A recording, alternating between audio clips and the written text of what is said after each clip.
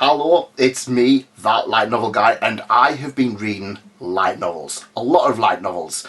It's been a while since I've done one of these kind of recap episodes, hasn't it? Well, I've been reading a lot of light novels and I'm going to recommend them to you. That's right, you guys, because hey, it's always nice to have something new to read, isn't it? Well, let's get on with the very first mini review, shall we? The first light novel we're going to talk about is Demon's Crest, not Dragon's Crown, because yeah, I keep getting them mixed up.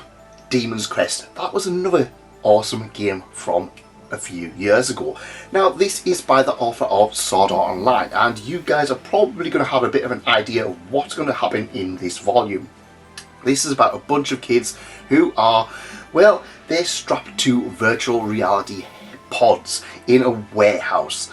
All of a sudden, one of the kids wakes up from his MMO game and discovers one of his classmates pretty much eaten another person.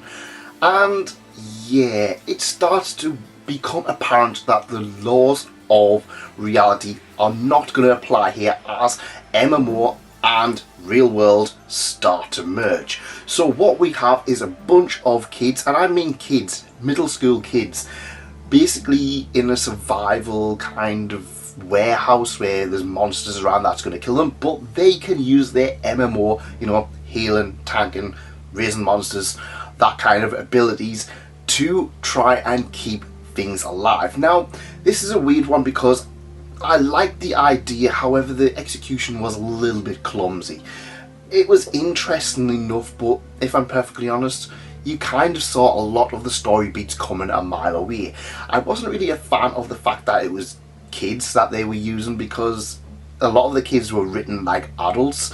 Obviously this is a survival horror kind of series as well, because it's like, oh look, that person's been decapitated, but they kind of just like do it as if it's like adults. Even then, not even realistically written adults. It's just kind of, one of these kids just see, say somebody died and just like, oh, he's dead. This kid's like 7. Doesn't make sense. It's not written particularly amazing, and if I'm honest, it kind of put me off checking out Sword Art Online. But it does have a lot of good ideas that makes this worth at least checking out. I did do a full review on this one, so go check out that if you are that inclined.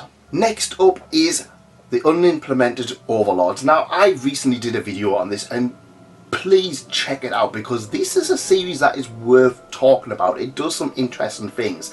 A young guy gets the ability to create dungeon, and he creates a dungeon right into, well, what is basically the final boss territory. Of course, the create dungeon gives him the abilities to do things with the dungeon, like fuse monsters and create buildings, and he quickly becomes the head honcho.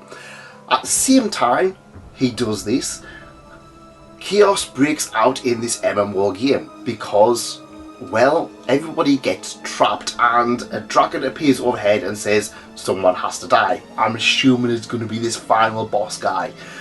And so we have the point of view of 3 different characters. We have our unlikely overlord, we have a noob, and we have what is basically the hero, the head of the guild, trying to basically keep calm and manage all of these people who are now stuck in this alternative MMO world. It's really interesting. It does a lot of interesting things.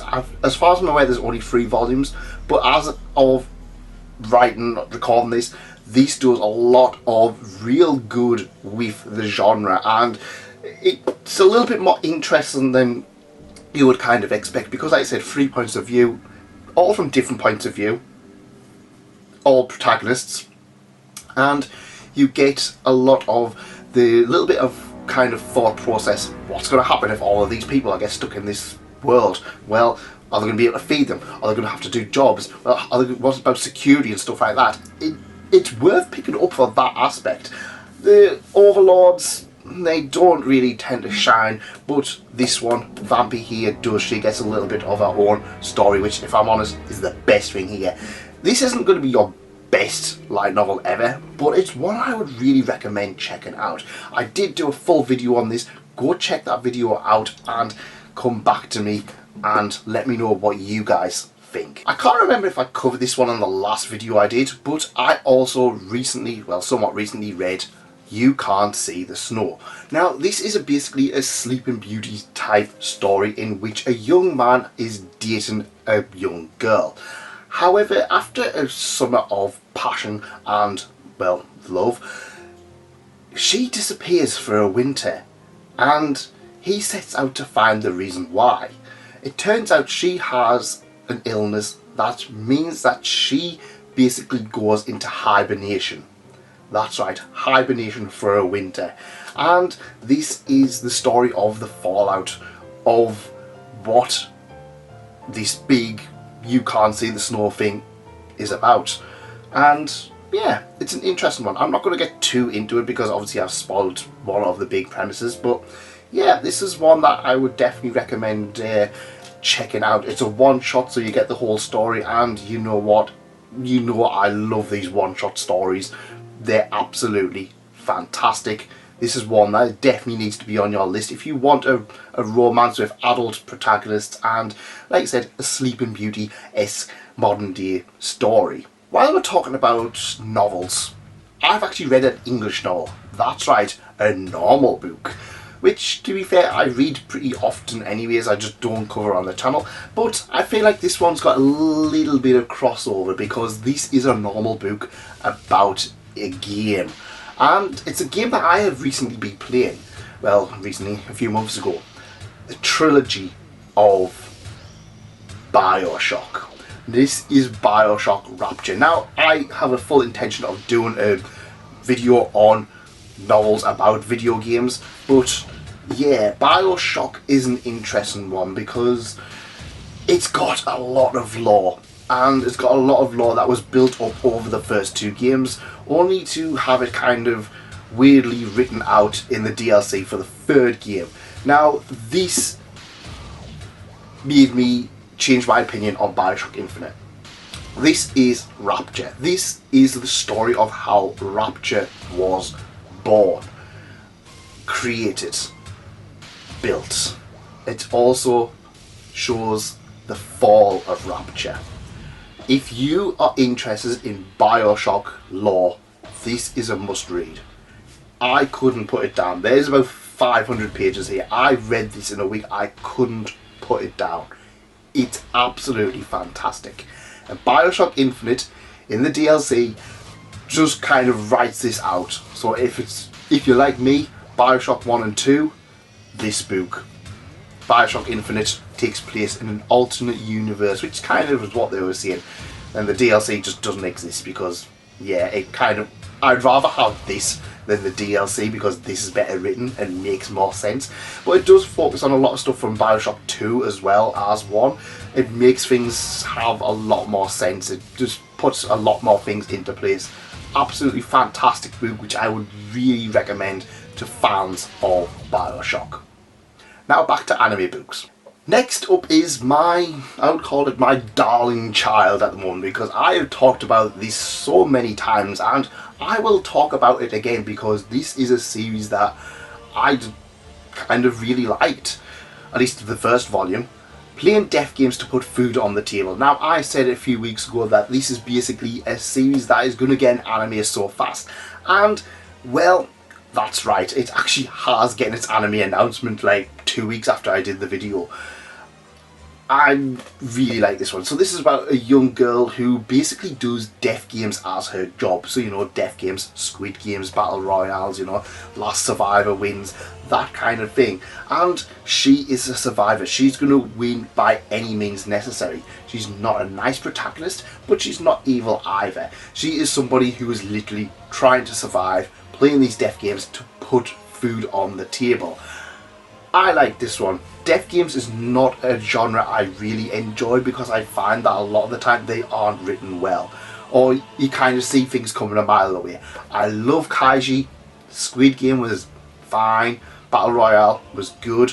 Yu-Gi-Oh was good, but a lot of the modern day ones don't really hit for me. Danganronpa I'm not a huge fan of, for example, but playing deaf games I really enjoyed. I like the little bit of a twist. It's not your next Kaiji, it's not your next Battle Royale, But what it is a fun yet interesting look at death games. It doesn't tell you anything new about them, but I like the aspect of someone using this as their job. And someone mentioned that this is the wandering witch of death games. I'm assuming the reason being is because all of the death games play out of order. So we have one that's, I think this is like 25th or 29th or something like that. And then we have like the 13th one or the 3rd one or something like that.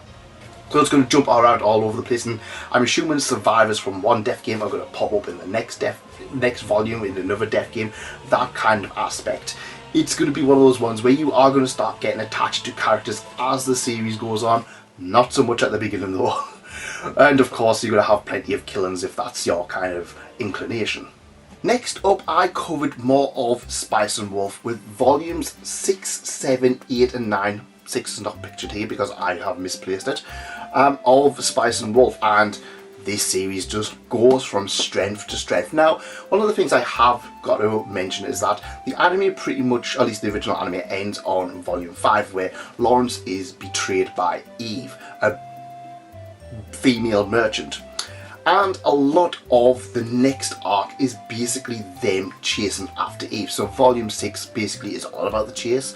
Volume 7 is a bunch of side stories, and volume 8 and 9 is pretty much the outcome, and an absolute huge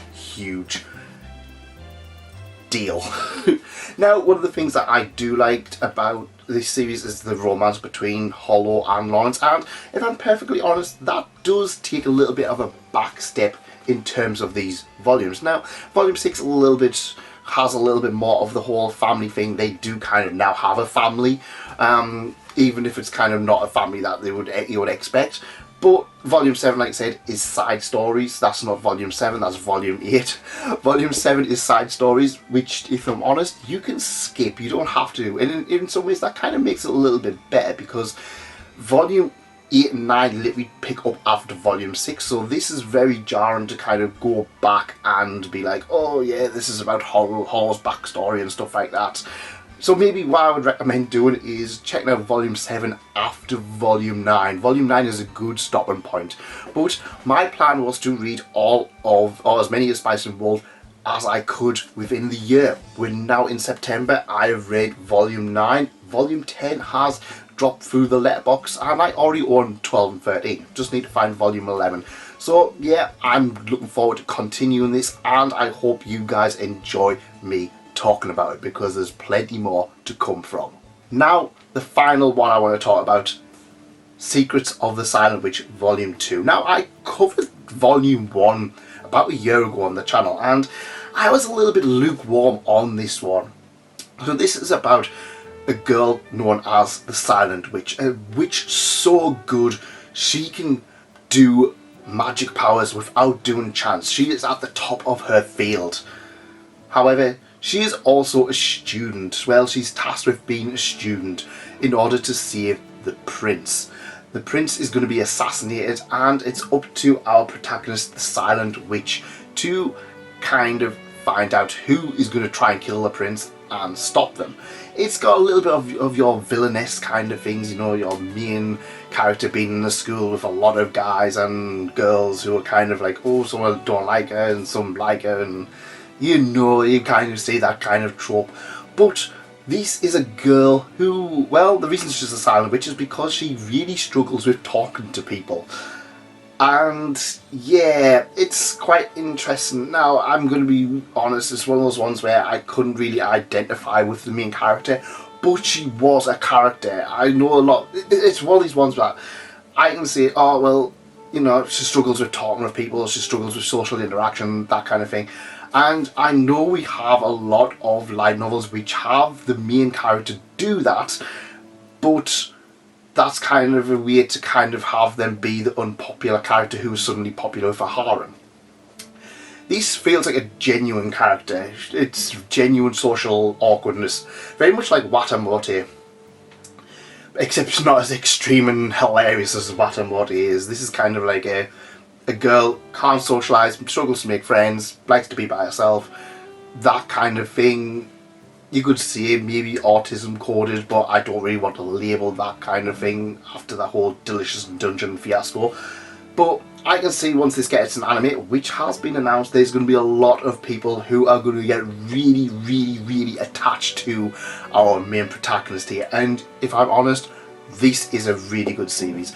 Like I said, I wasn't that keen on Volume 1, but Volume 2 I picked up a while ago. I was like dirt cheap, where I was just like, I'll pick it up. If it's not good, it's not good. I couldn't put this down. Volume 3's on my shelf to read. I'm going to try and get Volume 4 and catch up, because you guys were right, I was wrong. This one, Sandwich, is one of the best light novels out there right now. Do check it out.